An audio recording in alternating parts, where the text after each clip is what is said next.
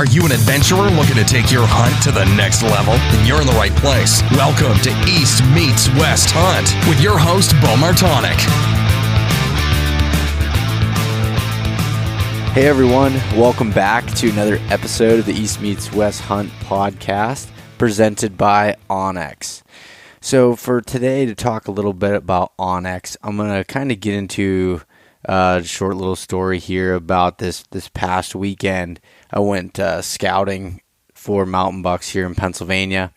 Went into an area that I scouted in the springtime with a buddy of mine, Michael Palladino, and Michael picked out this spot on the map, and he's like, "Hey, you want to go scout this and go check it out?" So him and I, went in there and went really. I mean, it was way back in, probably I don't know, anywhere from 3 to 4, maybe even a little further than that, miles away from any road, and a lot of elevation change to get to this spot. I mean, it's as far in as you're really going to get in Pennsylvania, and just hoping to really find that next class, just age class of deer, and we found what looks like could be that type of area.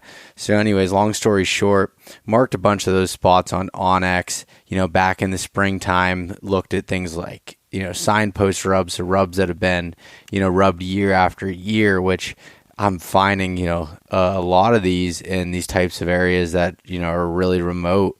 The bucks are just putting on age, and they're also showing a lot of dominance to, for these critical bedding areas on these points of the hills.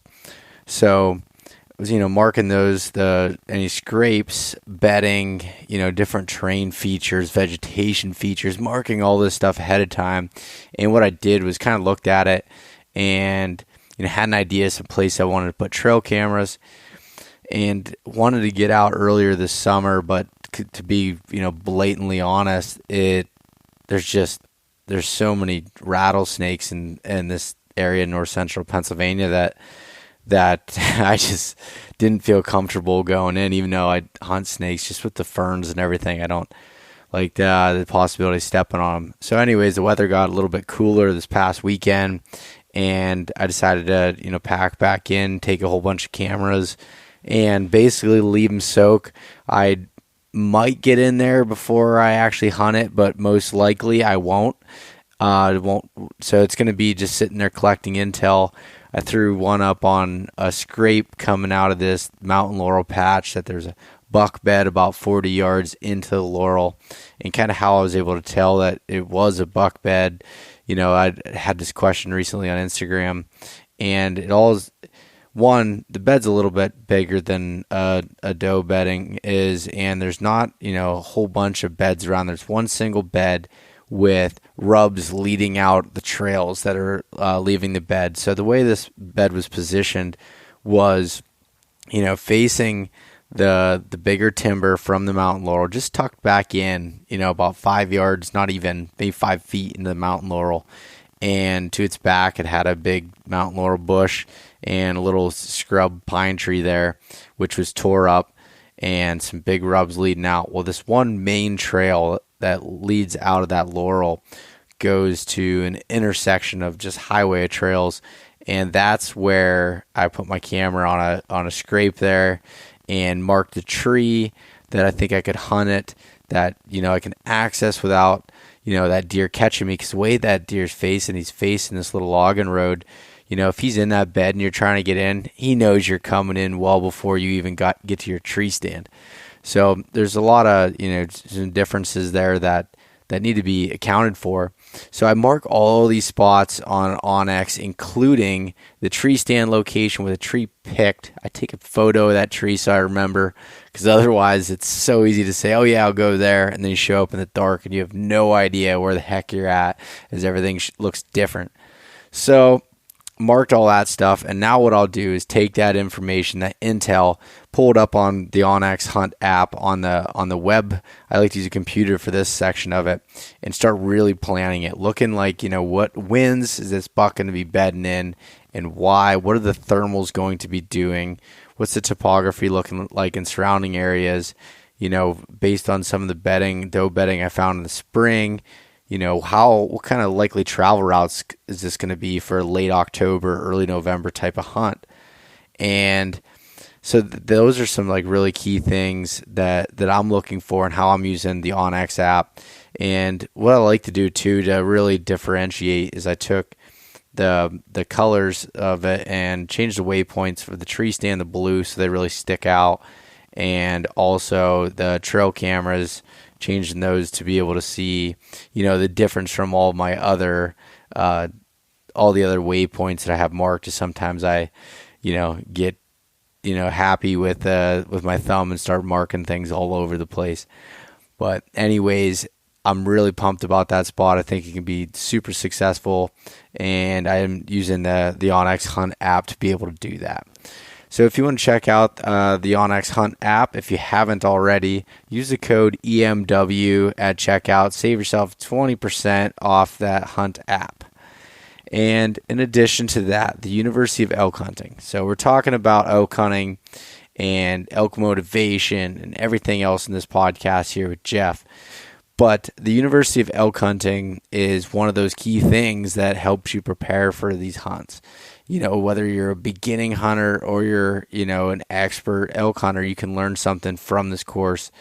And, it's getting late to, be preparing for stuff, but you can still get knowledge. Or if you guys that are going out next year, this is no better time to start preparing for that. Do not, wait till the last minute. So the University of Elk Hunting, you can get 20% off that course with the code EastMeetsWest at checkout. And you can find more information at www.elk101.com. So Maven Optics. Maven has been a partner of the podcast here this year, and I've been using their optics for going on 4 years now. The B2 binoculars is what I'll be taking out with me. 9x45s will be strapped around my neck elk hunting this year. And with the S2 spotter, a 12x27 power little spotter, weighs just around 2 pounds, super lightweight and great in low light. And then for whitetails, when I'm hunting mountain bucks, I like the little B3 series, which is an 8x30. Just feels like nothing around your neck. And I always like to have binos wrapped around my neck when I'm in the field. They don't do any good hanging on your bow hanger or a hook on the side of the tree. They need to be, readily available and also out of the way. So that's why I like the B3 binoculars. So if you're looking for the highest quality optics out there at half the price of their competitors through the direct-to-consumer business model, check out Maven Optics at mavenbuilt.com. Use the code EastMeetsWest-gift to get yourself a free gift with any optics order. And lastly, Heather's Choice. So if you're getting ready for a hunt this year, well, you're cutting it pretty close, but you should definitely, check out heatherschoice.com. Look at Heather's meals for the backcountry or even the tree stand, for that matter, with the packaroons. Those little packaroons are like a little coconut cookie that are just dense, full of fat, full of protein, everything else and just taste pretty dang good. So check those out at heatherschoice.com. Use the code EastMeetsWest to get yourself free shipping on any orders over $99. All right, so on this episode, we'll be joined by Jeff Ellis of Jakt Gear. And I think this one's a really good one to get you pumped if you're driving out for a trip out west this year or just getting ready, preparing for the season coming up here. It's a really good, motivational episode here with some just great information, as Jeff has been a successful elk hunter, and even more importantly, he's been a great motivator and a teacher, mentor to so many, throughout the years. So I think this episode is a really good one for this time of year. So without further ado, let's jump into this episode with Jeff Ellis.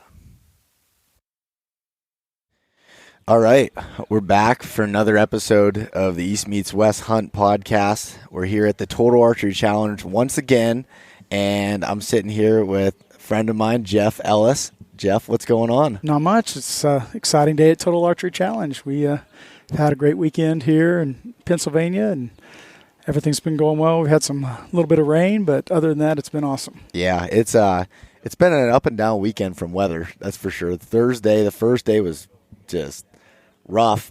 Crazy. It was crazy. The last 2 days had been nice, and today it's been kind of back and forth, I'd say. But yeah, absolutely. And it's kind of been like this all year. It's followed us around with Total Archery Challenge. We do all the Total Archery Challenge shoots around the country, and all 4 of them so far, it's kind of followed us. So we've been a little cursed, but they've all been fun, and they're some of my favorite events. So yeah, it's cool because I met you here last year briefly, right at the end as we were all packing up and everything, and you were talking to me a little bit, and I was like, man, I want to get you on the podcast. And as things go, when we don't put a hard date on things or anything, it gets kind of wiped out, or you forget about things. And exactly. And so when you're here again today or this year, I was like, yeah, we gotta get you on the podcast here. So absolutely, and it's good to be on here.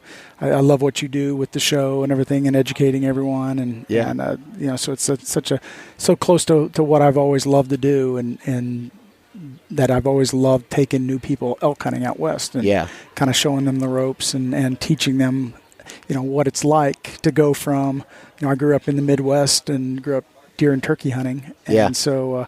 To experience what it's like in the mountains. I remember whenever I first went, a long time ago. Yeah. And you just can't replicate that experience. And so to give everybody the chance to understand that's really close and near and dear to my heart. So. Yeah, that's awesome.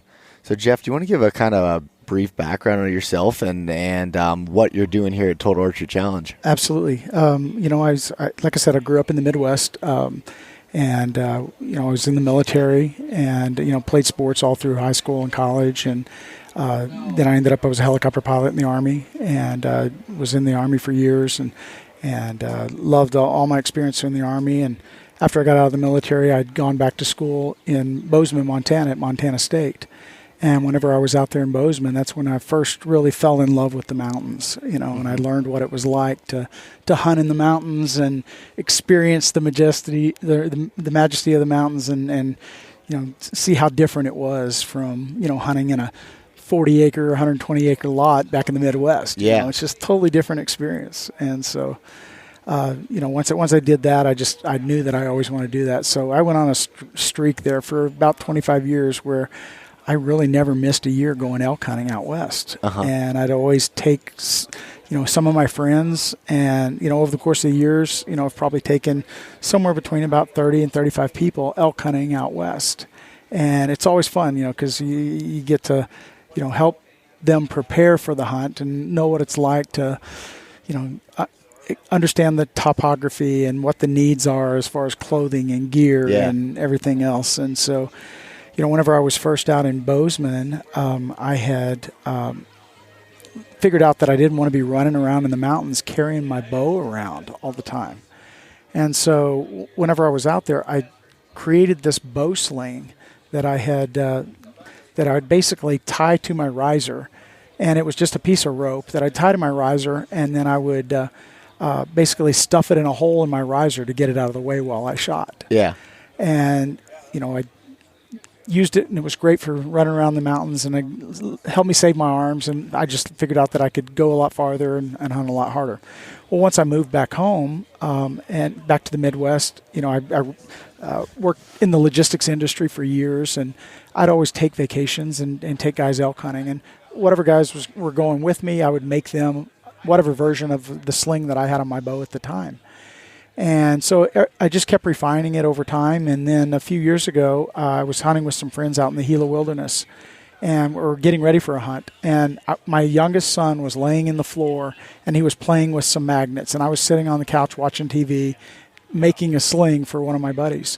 And a light bulb went off. And it was like, you know what? I can put magnets on this thing and lock it out of the way. So we took him out there, went hunting with it. My buddies loved it. I went and applied for the patents for it, and we decided to start a company. Yeah. And, we came back, started the company, and it's gone crazy. We being a veteran myself, we wanted to try to hire veterans. So we've hired veterans to run the company and make the products. Yeah. And it's been a big success for us. We introduced it a couple of years ago. The name of the company is Jakt Gear. We chose the name Jakt, Jakt, in Norwegian means hunting. My youngest son's name is Jack, so we just blended the two and we call it Jakt Gear. And we've done really well with the company. It's kind of gone from zero to where we're at now, and we just have a blast with it. We love being in the outdoor industry. We love what we do. We love creating innovative new products, and that's kind of the neat thing about our products is we try to keep it simple. We know what can go wrong in the backcountry will, and so everything that we make, we design it so that it's as simple as possible, so that it operates in the roughest conditions, and has very little opportunity for failure. Yeah, no, that's super cool. And like I said, so last year was your first year in business? We had started in 2017 is when we first introduced the product at the ATA show. And we had kind of got off to a slow start, but we started adding dealers. In our first year, we added about 200 dealers that are carrying our products. We're currently sitting a little over 550 archery shops around the country that carry our products. Wow. And so we've kind of seen some pretty explosive growth. That's a lot for 2 years. It is. It's come at a cost, but we do all the total archery challenges. And I put about 120,000 miles on my Jeep this last year. It's crazy, but it's doing the events. I just drive from archery shop to archery shop showing them the products, and that's how we've implemented our network of dealers the way that we have is just going in and meeting everybody, showing them the products and how they work. Our products are a little bit unique. It's tough to just hang on the shelf and people to understand what it is and how it works unless they can see it. Yeah. So we put together some dealer starter kits where they have these color selectors where they can see all the colors that we offer, and then we give all of our dealers 2 free demo slings to put on demo bows so that people can see them and touch them and feel them and understand how they work. Yeah. And once they see how they work and all the benefits of the sling, it's kind of a no-brainer. It's one of those things. It's like we said, keep it simple, stupid. It's one of those why didn't I think of that kind of things that people tell us all the time. Yeah, I know from when working in an archery shop myself, like when you get companies that will come in with their product and train you on how to use it and that process, so that because they call them a pro shop for a reason. You're expecting that that expertise on it to be able to show you. Because if you put them in save and maybe this is speaking out of turn, but a lot of big box stores and stuff, sometimes they don't. The people are going around different departments and might not know all the products. There's a ton of them.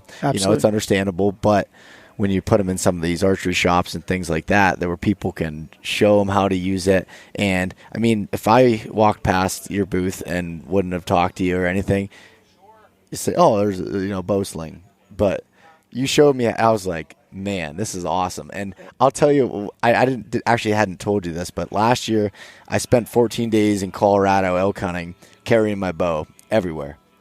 I had so many blisters on my hand from carrying it, and I'm like, there's got to be a better way. And I had a bow sling, but it covered everything up, and it wasn't realistic to be able to shoot. You couldn't just take it off easily and shoot with it, Exactly. And that's what's really cool about it. Yep. No, and that's been some of the neatest features. Whenever we first created the product, I thought it would mostly be Western hunters that used the product, because it is such a great item for a Western elk hunt or mule deer hunt, because it's got a really neat feature where you can rest your elbows on the bow sling, hang it around your neck, and then rest your elbows on the bow sling so you can kick back on a rock and use it for glassing. And you can sit there and you can glass just rock solid and pick a hillside apart, nice and comfortable, kind of using your bow as a little bipod. And so because of that, I kind of had it stuck in my head that it would primarily be sold to Western hunters. But what we found is that 80% of our sales come east of the Mississippi. And that's because there's such a high density of hunters there. And whenever they see all the other benefits of a good bow sling, for using it to ride your mountain bike or your four-wheeler into your tree stand, strapped over your back so that it's not bouncing, your bow's not bouncing around in a rack. once you get to your tree stand, you can climb up into your tree stand with either a climber or a traditional, stick type stand, and you never have to use a hoist rope to haul your bow up into your stand. And as soon as you sit down, you're ready to shoot. I see. I mean, I'm looking into using a saddle this year for the first time. I use a saddle a lot. Do you? Yep. Okay. And I was like, you know what? That would work so great with being able to sling that over and go up and have it in one motion. You're up the tree. Exactly. Everything's there, and just a lot simpler to take it off. Like, I've done it where I put it on the back of my pack and everything as I climb up, and that's worked. But it's a little bit tougher to be able to do that and then hang it up and all that whole process.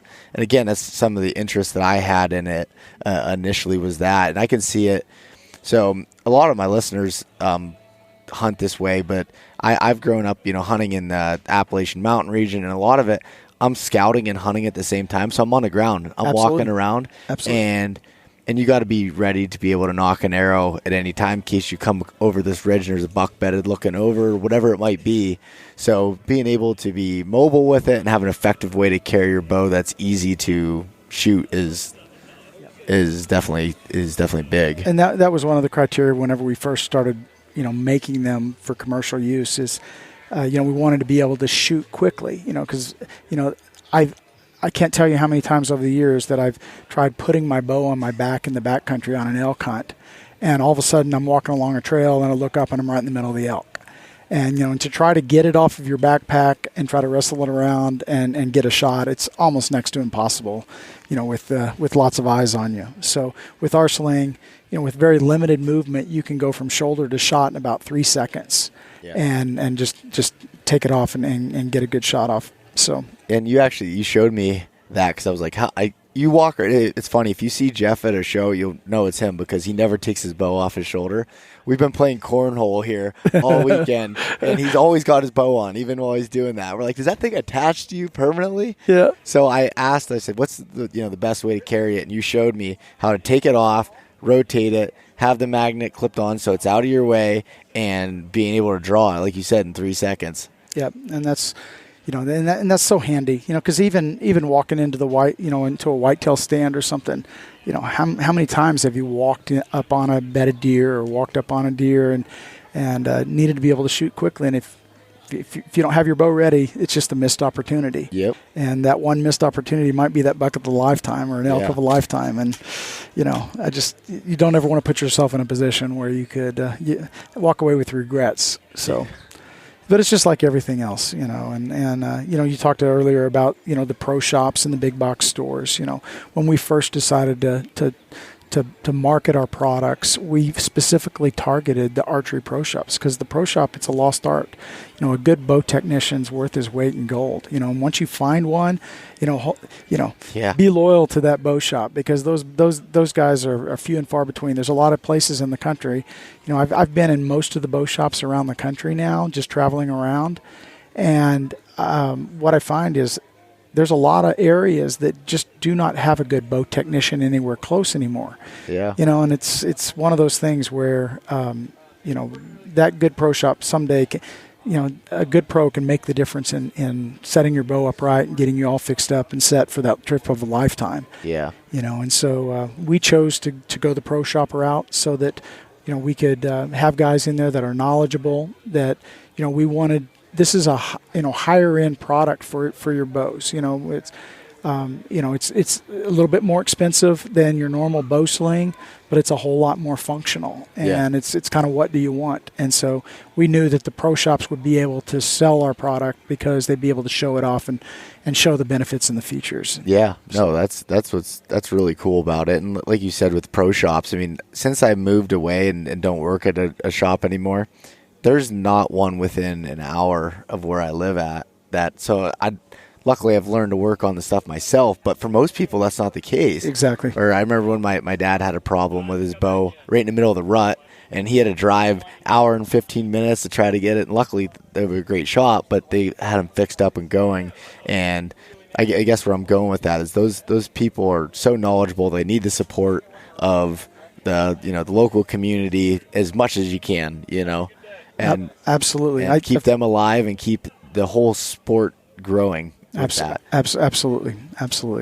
Yeah, because you were talking about your dad. I had the same thing happen to me. I was on a bear or on an elk hunt in the Absaroka Beartooth Wilderness out in Montana one time, and I was putting a stalk on an elk, and I was trying to move up a rock slide to get around to get the wind right, and a little avalanche started, and rocks started coming down the hill towards me.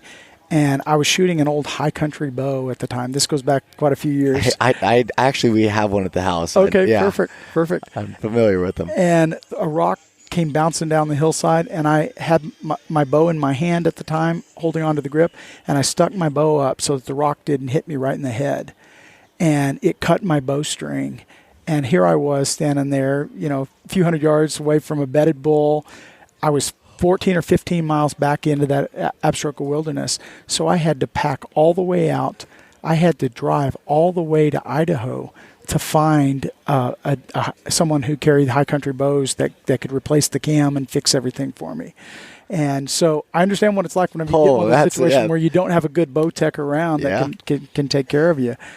So, long story short, you guys support those archery shops because they're worth their weight in gold, and we try to funnel as much business as we can through the pro shops. We sell our products on our website, but we encourage people to go buy from their local dealer because they're the guys that help push it for us. Have the shops been pretty receptive to your product as far as carrying them? Absolutely, they have. It's been great.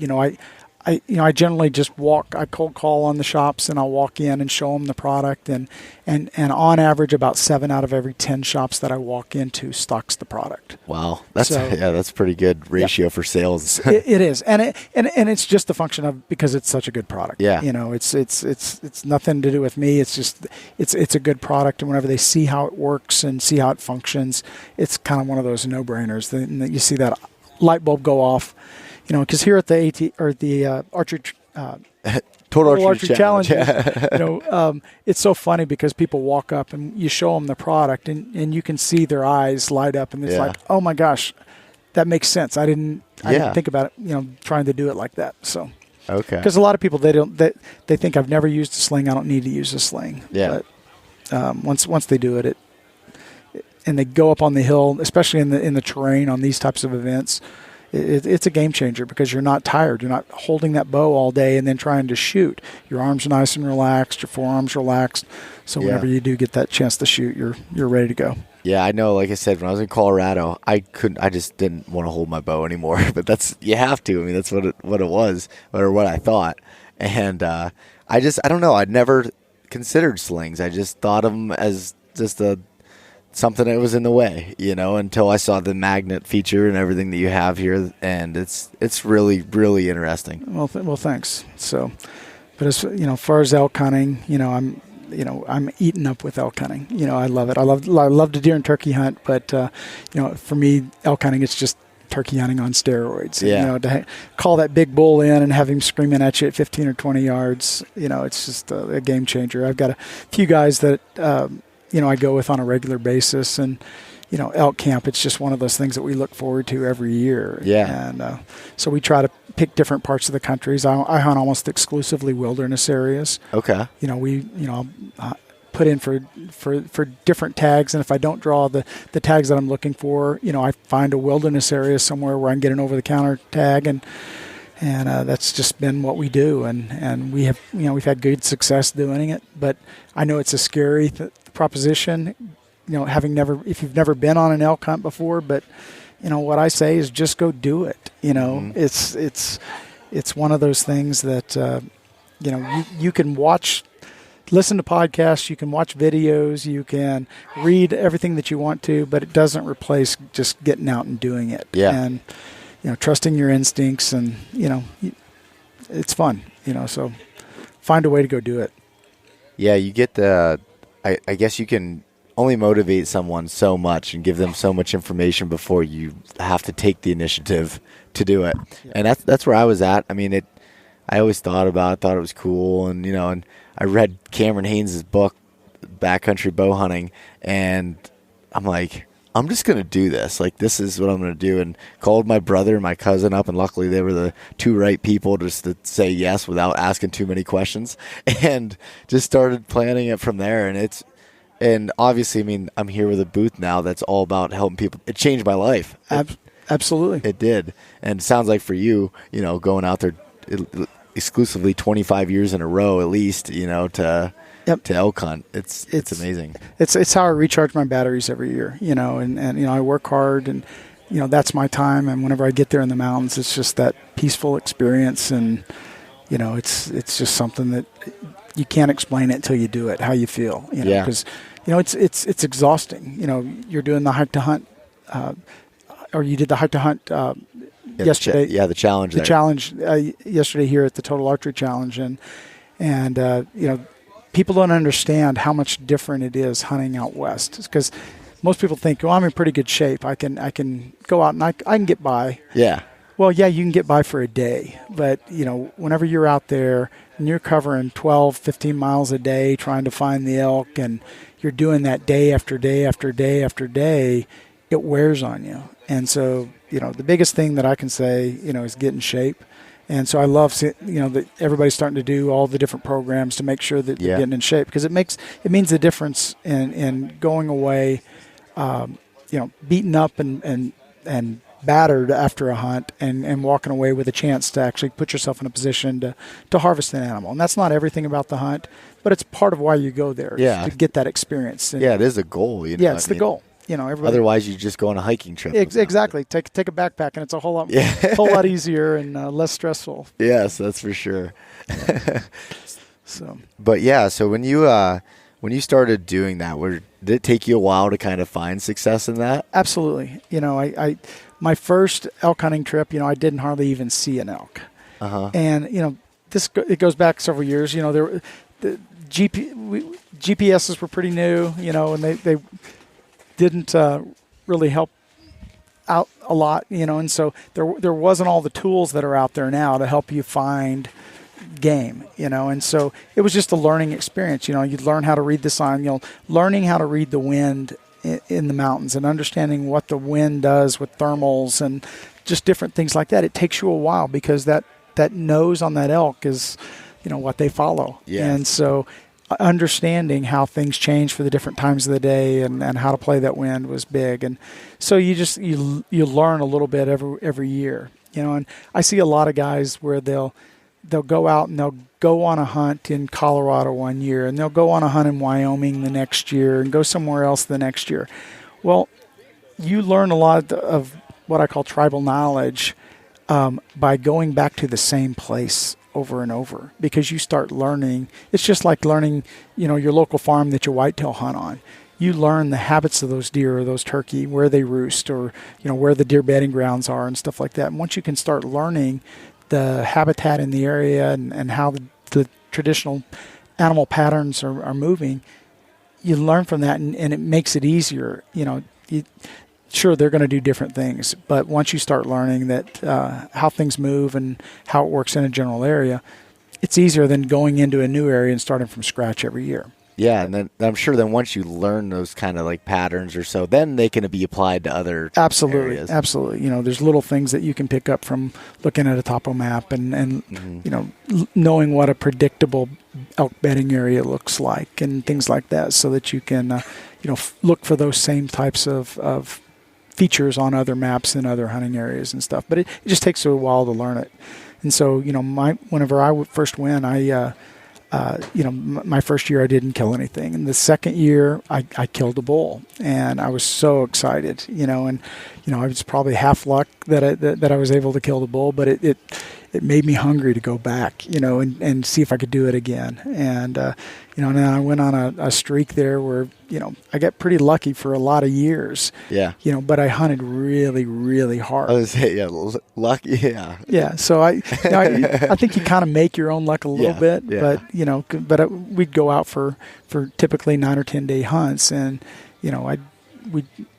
I acquired gear over time, so I acquired wall tents and things like that we'd set as base camps, but we'd always run spike camps out of there. And so I'd go back until I'd get on the elk. I'd, bivvy out for 3 or 4 days and, try sleeping with the elk and till you get them into a position where you can actually make a move on the bull that you're after. And so, we started finding success, and I had a lot of fun. Some of the guys that I've taken out, have had good success, and that's always fun whenever you can go out with someone new and they get that first experience. I had a good friend. I'm not going to mention his name on here, but he's a great deer and turkey hunter that I grew up with, and we've done a lot of hunts. And the first time he went into the mountains elk hunting, he shot and missed 5 elk on the first day. And he was just so shook, and it was just such a different experience being at altitude and, being winded to get into position, to get set up, and then have such a big animal come in. It's just a different experience. And, you think you get buck fever on a whitetail, when that bull comes in and he's screaming at you at 15 yards, it makes the hair on the back of your neck stand up. But why elk hunting is so great. Yeah, I know that I'm getting excited talking about it, but it's crazy too. Like for me going into it, I grew up whitetail hunting as we've discussed, and kind of similar to your background, just a different part of the U.S. and after a while found some success with it. And then I go out elk hunting. It was like I felt like I was just completely brand new, and I was even getting into elk. I was finding them, but I didn't know what the heck to do once I got to that point. And here I am going into my 4th year, and I still haven't killed a bull. Like I haven't. I've had probably close to 15 encounters in bow range that I have not been able to execute on, but it's so addicting that I just keep going back and learning and trying to get better at it. And it's just a matter of time. If you don't go, you won't get the chance. Yeah. And it'll all come together, and when it does, it's just such a rewarding experience. And it's killing a whitetail is great, but killing that first elk, especially if you do it on your own, that's all the difference in the world. Because, if you can afford it, you can go out and you can pay for someone else's knowledge, and they can help put you on an elk, and it shortens that learning curve. So, guys that want to do that can afford doing that, that's great. Whenever I was young and I first started elk hunting, I couldn't afford to do that. So I knew I had to do it on my own. And, the expensive part doing that way is kind of acquiring the gear. Yeah.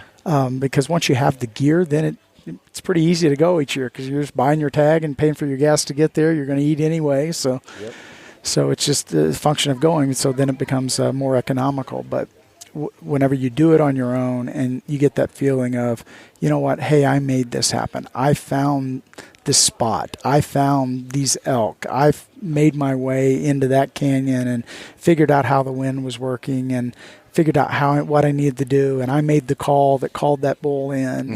It's a very, very humbling and rewarding experience. Yeah. What's so cool, is I remember the first day hiking into Colorado. I'm hiking up into this wilderness area, and I was with my brother and my cousin. We got to the spot I had marked. I went through Corey Jacobson's course, and he's saying, where the elk bedded. So I had these spots marked, and I get to this overlook, and I bugle, and one answered right where I had it marked. Oh, it was, even though I didn't kill the bull or anything, that was just one step in the right direction. Those little incremental, and that's it. Incremental baby steps. Yeah, it keeps bringing you back to it. And it's just, it gets me so excited. Or even something small as, I'm not great with heights. Okay, so the high country, which I'm I just love it. I love that kind of stuff. But I struggled with it at first, being in super steep stuff, and then now on year 3, I was going to places I would never hike into before, and you just keep learning and going. Absolutely, and the heights, that's one thing. It's it's interesting because everybody is different. Some people deal with altitude well. Yeah. Some people don't. And if you're someone who's been out, say you've gone out skiing out west or something before, and you know how your body reacts at altitude, if you've got problems with altitude, there's a lot of great places in this country that you can go elk hunting where you don't deal with altitude. Colorado, you're going to probably deal with altitude. Yeah. And if you're above 10,000 feet, you've got to worry about the effects of hypoxia and how it impacts your body. But even if you're not above 10,000 feet, just the shortness of breath and everything, and the conditioning that you're in. But you can find lots of places, New Mexico, Oregon, different places, Washington, where you can go on an elk hunt and you don't even have to deal with, with altitude and the effects of altitude there. And yeah. So, and I won't go into a lot of detail on it here, but Michael, who you've met, a buddy of mine here that absolutely. bought a sling from you here. Absolutely. I don't know if he had told you, but last year in New Mexico, he was hospitalized from altitude sickness and ended his hunt where he was almost completely dead from how bad his lungs filled up, and he's just hard-headed and kept trying to go, and then finally took him to the hospital, and it was really, really bad. Sometimes it affects people differently. Absolutely.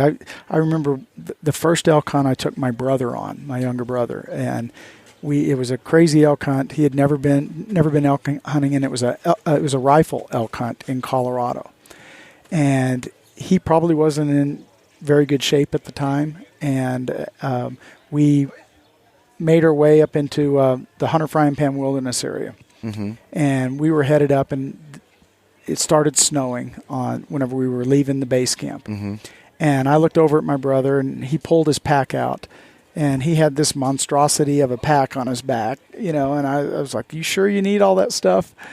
And he had on a pair of blue jeans. And where we were parked, it was probably somewhere around 7,400 feet. And where we were going up to the base camp was at about 10,400 feet. And we started out, and the snow just kept falling and kept falling. And we didn't get very far up the trail. And my brother will kill me if he ever hears me telling this story. But he was just worn out. And he couldn't do it. And I said, well, listen, I'm going to go ahead and go on up to base camp, and I'm going to drop my pack, and I'm going to set up camp and get a fire going, and and then I can come back and help you. And so I went on up to the top, dropped my backpack, and I came back down the hill. Well, my brother, I looked up, and I see him walking up the trail, and he doesn't have his pack on. And I said, where's your pack?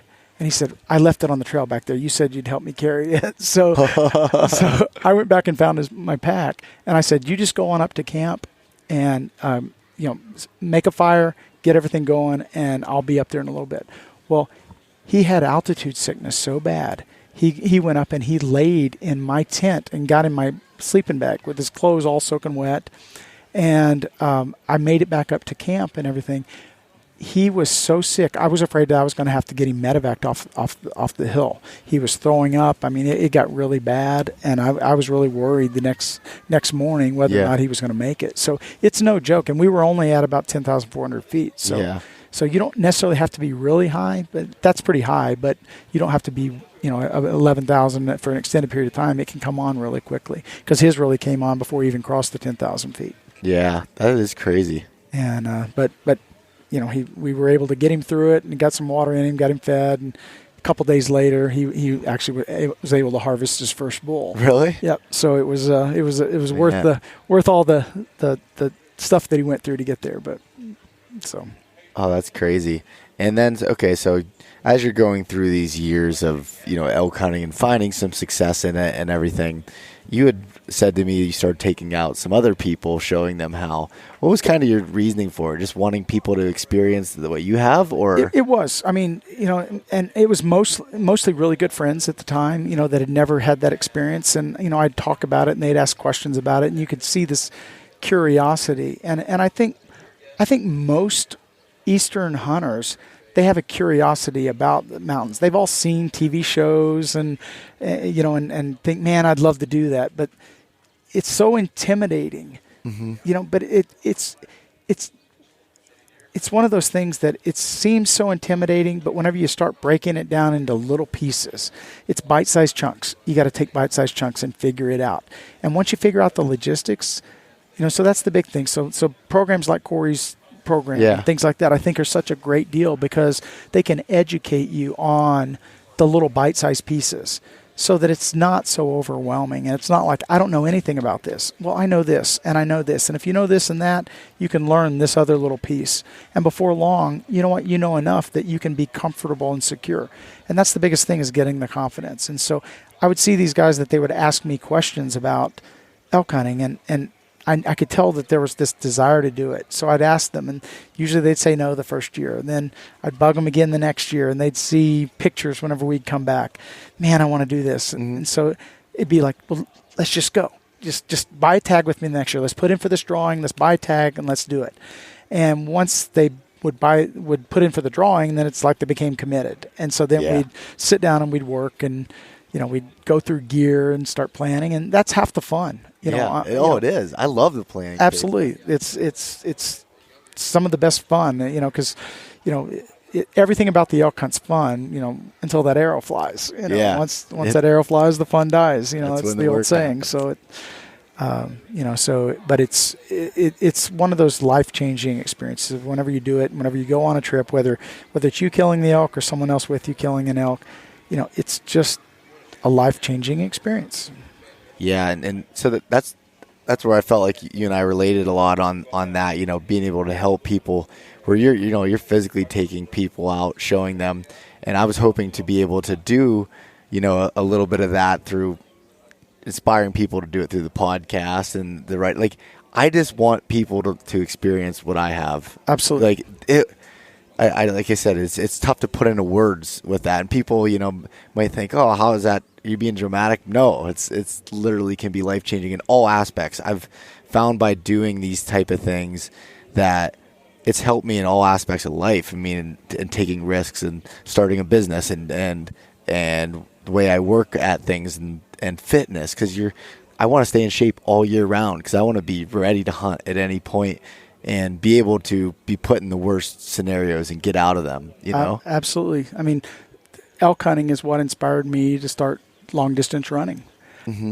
I was 40 years old. Actually, I was 39 years old, and I was on an elk hunt in Colorado. I had never ran a marathon, since I'd gotten out of the military, I really hadn't done anything physical. My jobs, I'd always traveled a lot and, ate bad foods traveling, and I'd spend, so many nights a year in a hotel that it just made your head spin. Yeah. And so whenever I'd go elk hunting, I was 39 years old and I was in Colorado, and I was about 50 pounds overweight.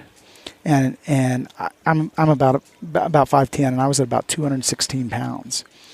And I was sucking air up on this on this hunt. And I said, this is stupid. Why am I doing this? Why do I let myself get like this? And so I went home, and that next week, I was turning 40 in January. I signed up for the Disney Marathon. And in between September and January, I lost 50 pounds. And then I went down there and I ran the Disney Marathon. And I felt so much better.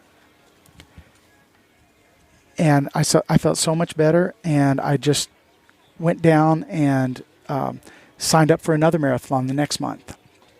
And it was so awesome, and I felt so good. So I just kept doing it. And before you know it, I looked up and in the course of the next year, I had ran about 12 marathons, and I did a couple of 50-milers and did some 100-milers. And I just got into such better shape. And the next few years after doing that, my elk hunts were so much better. Yeah. Because I was in so much better shape than I had ever been whenever I was elk hunting. I could cover so much more ground, and I wasn't as winded, and I could go for more days. And it just made all the difference in the world.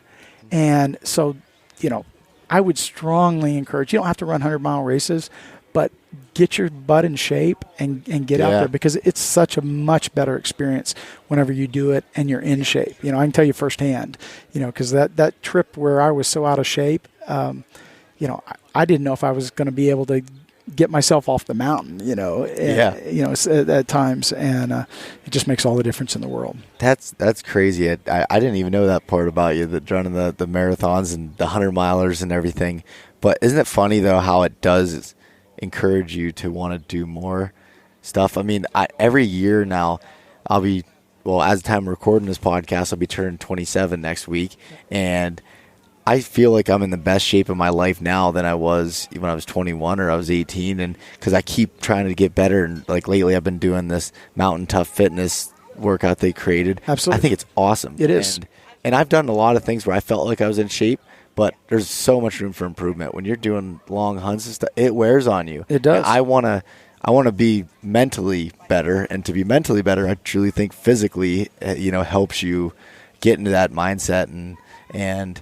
But like you said, by disciplining myself, I get up every morning, I'm working out. That's my thing in the mornings before I go to work. I work out.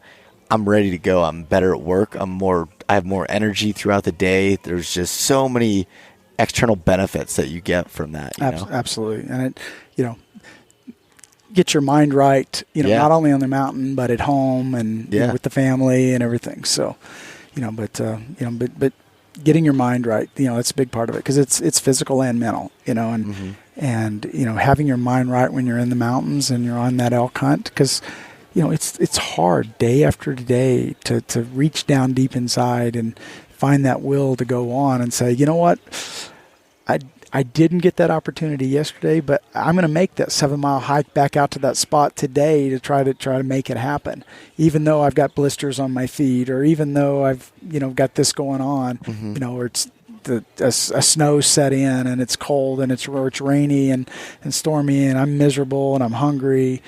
Just having that will to just say, you know what, I want this bad enough. I want to be successful. I'm willing to go out and do whatever it takes. Because I learned a long time ago in the military, the body will do amazing things if you let your head get out of the way. Yeah. And so, when you train and put yourself in a position and you get your head mentally right, it's doable. What one man can do, another man can do. That's kind of the motto that I think everyone should live by. Because if one guy can do it, you can do it. It's just putting yourself in a position to be ready to do it. Yeah, I don't know if you experienced this or not, but my first year elk hunting, I realized that I was not mentally tough for things. Like, I was broke down on day 4, like, I want to get out of here. I don't want to do this any longer. It was, I did stick it out, but it was tough. Like, I was just drained. And then every year I'm incrementally, again, getting better at it.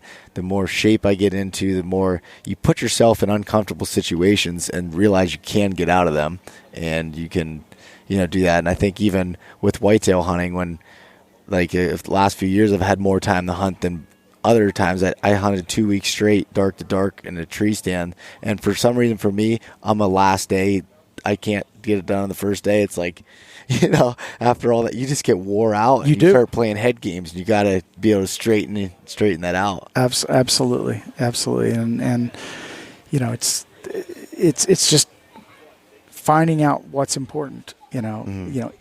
Is doing it day in, day out like that, and putting yourself in a position to be successful more important to you than the feeling of regret later that you'll experience. And when you look back on that hunt and say, man, if I would have only gotten up that last morning of the hunt and gotten my stand, or, hiked back out, that might have been what it took to make that hunt successful.